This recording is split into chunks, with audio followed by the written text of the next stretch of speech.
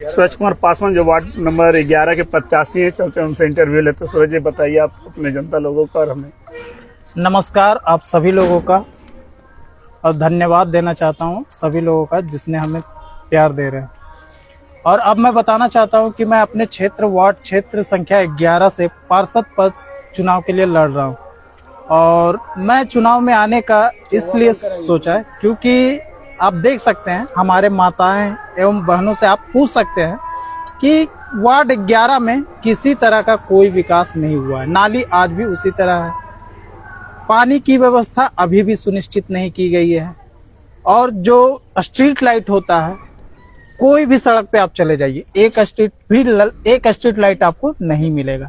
ये हम नहीं, आपको हमारे साथ जो माताएं एवं चाची लोग हैं वो सब आपको बताएंगे। आप इनमें से किन्हीं से भी पूछ सकते हैं कि क्या हमारे समाज में ऐसी सुविधाएं मिली है, आपको खुद सच्चाई से पता चल जाएगा, खुद सच्चाई से आप जो लाइट अभी कुछ दिन से जगमगा रही है, आपका जो घर है तो वो लाइट नगर निगम से नहीं लगा है?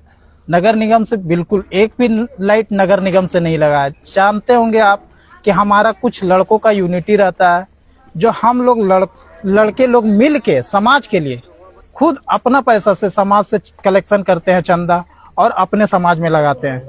तो अगर हमें यही मौका आगे मिलेगा, बढ़ने का मौका मिलेगा, तो हम लोग बढ़ चढ़ के इस तरह से विकास करेंगे जिससे लगेगा समाज में कि हाँ जो विकास हो रहा है ये युवाओं का विकास हो रहा है। और बदलाव इतनी तीव्रता से होगी कि मैं आपको बता देना चाहूंगा कि आप जब देखेंगे तो कहेंगे कि एक सभ्य समाज तैयार हो रहा है, और जिससे सभी युवाओं को भी आनंद मिलेगा और सभी लोगों को लगेगा कि ये जो विकास है कुछ हो रहा है।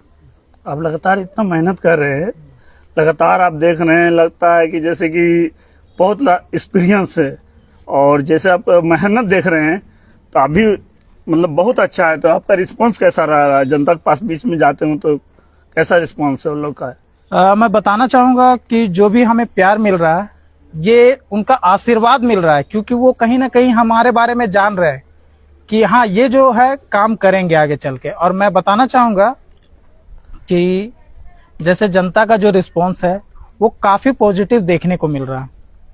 ये इसलिए पॉजिटिव मिल रहा है क्योंकि हम लोग एक दूसरे से लगाव रखे हुए हैं।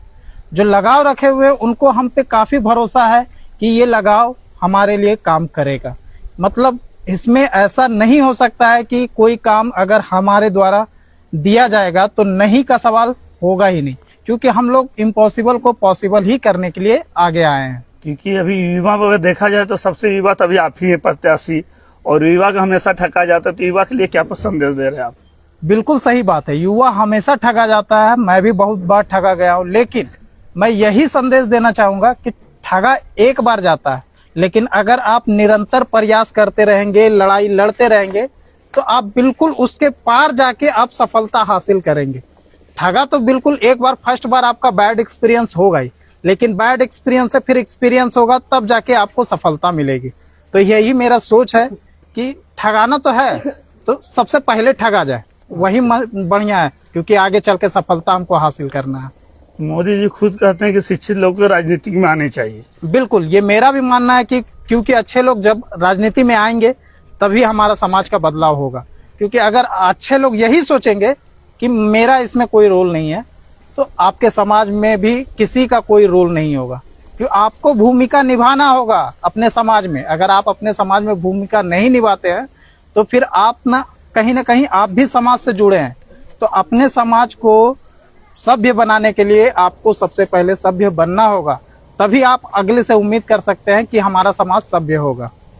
मतलब जो 23 फरवरी को जो चुनाव है, तो इस 23 तारीख को जब चुनाव होगा, 27 तारीख घोषणा है, तो अभी जो लगातार इतना कैंपेन कर रहे हैं उससे भी मतलब पता चल जाएगा कि कितना आपका मतलब कि जो 10 गो में कितना टोटल 11 है ना प्रत्याशी, टोटल 10 प्रत्याशी है। 10 तो 10 प्रत्याशी, तो कहीं ना कहीं आप भी अभी लगता है जैसे दूसरे तीसरे पर दावेदारी है, जहां तक मुझे लगता है।